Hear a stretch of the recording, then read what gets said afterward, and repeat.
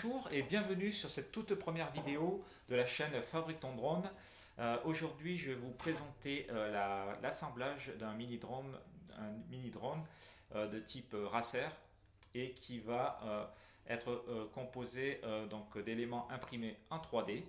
Dans un premier temps, je vais vous présenter quels sont ces éléments, ces matériaux utilisés.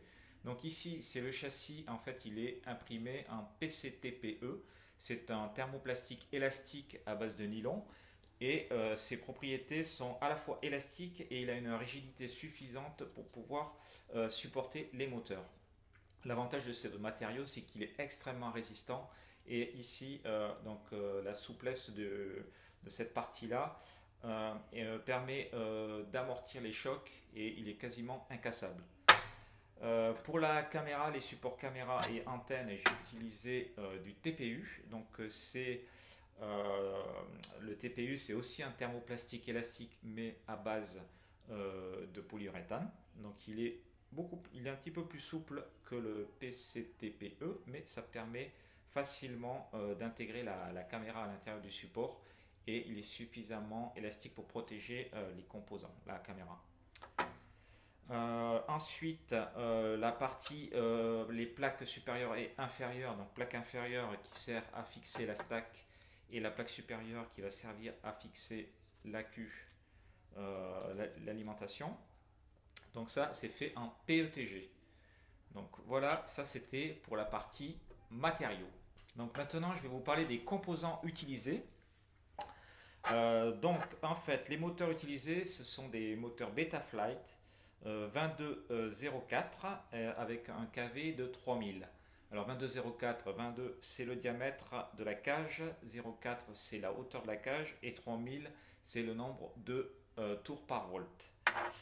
J'utilise une Mamba F405 Mini compatible DJI et un récepteur FR Sky. Voilà, et ça c'est pour la partie caméra. Donc en fait c'est le KDX avec la caméra DJI. Et au niveau des hélices, donc c'est des hélices Gemfan de 2,5 pouces en 5 pales. 5 pales. Donc voilà à peu près pour les composants utilisés. Donc la première opération à faire, ça va être de souder les moteurs et la partie récepteur, le condensateur et l'alimentation, les deux câbles d'alimentation sur la carte. Donc dans une prochaine vidéo, je vous montrerai les techniques de soudage. Là, j'ai déjà fait la partie soudage donc, des 4 moteurs. Ici, le récepteur, donc il est soudé, le fil blanc sur la partie RC. Donc ça, il faut regarder le schéma de la carte, ce qui permettra de vous donner la position. Et voilà à peu près ce qu'il y a à faire comme soudure. Donc les 4 moteurs, le récepteur, le condensateur et la partie pour connecter la batterie. Voilà, ça c'était la partie soudage. Donc la prochaine étape, ça va être de mettre en place les moteurs, de fixer les moteurs sur le châssis.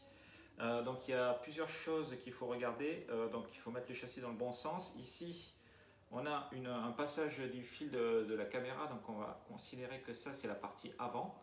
Et la carte en fait, elle a un sens. Il y a une flèche sur la carte qui permet de l'orientation, puisque c'est la carte qui va déterminer la position du drone. Donc il faut que cette flèche soit bien orientée vers l'avant. Si jamais la configuration du drone fait qu'on doit orienter la carte différemment, il faudra l'indiquer dans les paramétrages. Mais bon, dans ce cas-là, on est parfaitement aligné. Donc la première opération, donc, ça va être de fixer les moteurs. Donc on va passer les moteurs à l'intérieur ici, pour revenir ici et les fixer sur cette partie. Donc je vais faire cette fixation et puis je vous montre le résultat. Donc voilà le résultat. Donc les moteurs sont fixés sur le châssis et par contre pour l'instant je ne fixe pas la plaque inférieure. Pourquoi? Parce que l'opération suivante, ça va être de connecter un câble micro USB pour le connecter sur le logiciel Betaflight et ça va permettre de paramétrer la carte et le sens des moteurs. L'avantage de fixer les moteurs, c'est que quand on va les faire tourner pour regarder le sens des moteurs, ils resteront en position et ça évitera qu'ils s'enroulent dans les fils, donc ça sera beaucoup plus facile de faire l'opération. Donc dans cette vidéo, je ne vais pas faire cette opération, mais je ferai une vidéo dédiée avec toutes les explications pour le paramétrage. Donc l'étape suivante, ça va être de fixer, donc une fois que vous aurez paramétré vos moteurs, ça sera de fixer la plaque inférieure, et avant il va falloir mettre en place la caméra. Donc on va s'occuper de ça. Je vais vous montrer dans un premier temps comment fixer la caméra dans son support, et puis ensuite on fixera la plaque inférieure. Donc voilà, la caméra a été insérée dans son support.